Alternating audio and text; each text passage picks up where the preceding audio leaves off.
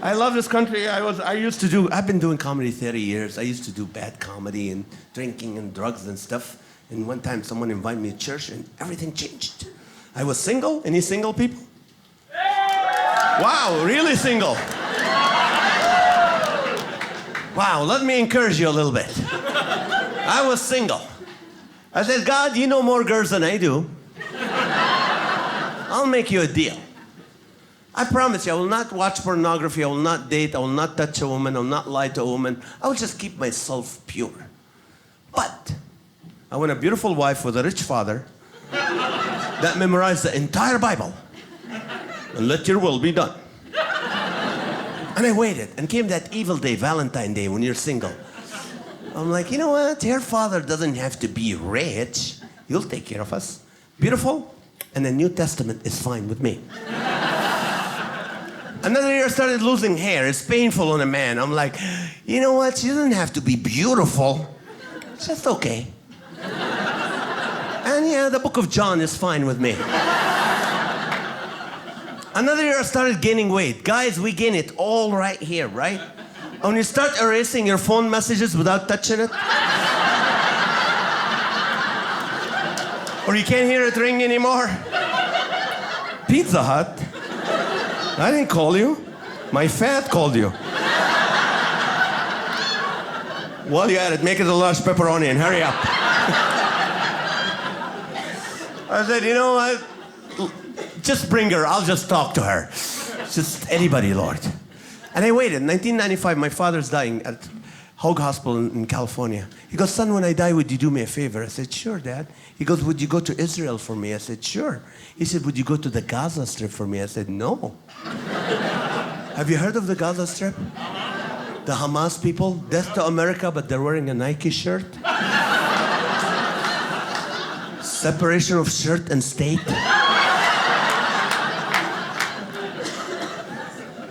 Last year I was in Israel. I took a group of people from California, and one guy, blonde hair, blue eyes. He goes, "I want to go to Gaza." I go, "No, you're not."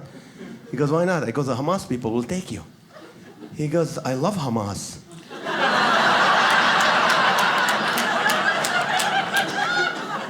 Come back. What? He goes, "Yeah, I love Hamas with pita bread. It's hummus, sir. Hamas will blow up your stomach, sir. It's hummus."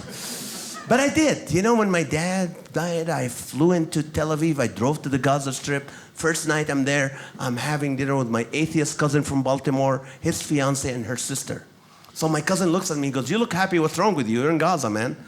I go, "You know what? God changed my life. He gave me hope. I'm very excited. I'm happy." And he goes, "Girls, don't listen to him. This guy's faith is serious. He's serious about his faith." And her sister, she said, "Me too." And I kid you not, I look at her, I go, "Would you like to marry me?" Just came out of my mouth, and she's beautiful. She goes, "I've been praying for someone like you to come to this part of the world. Let me pray and fast for 3 days. I'll get back to you." 3 days later, she came back. She goes, "I'm starving. Let's do it." Yes. Yes. 22 years. I love her more today than when we met. Oh. Yes. Prayer works, people. Hey, I hope you're encouraged, man. God, you know, your life can change for the better in 24 hours. One day I was single. 24 hours later, I'm planning a wedding. And we were engaged in 5 days. A year later, went back to get married. Yeah, our wedding was different. It was a Middle Eastern wedding. They had 600 people at the wedding. I didn't know any of them. And at the end of the wedding, they all line up in one line and give the bride jewelry, mostly gold. That's the culture. By the time they were done, my bride looked like Snoop Dogg. You know those rappers with the gold chains, gold watches, gold rings? I spent 3 weeks in LA after the wedding going, "Hey man, you know my gold watch? Hurry up, it's not stolen, I just want a toaster, okay?"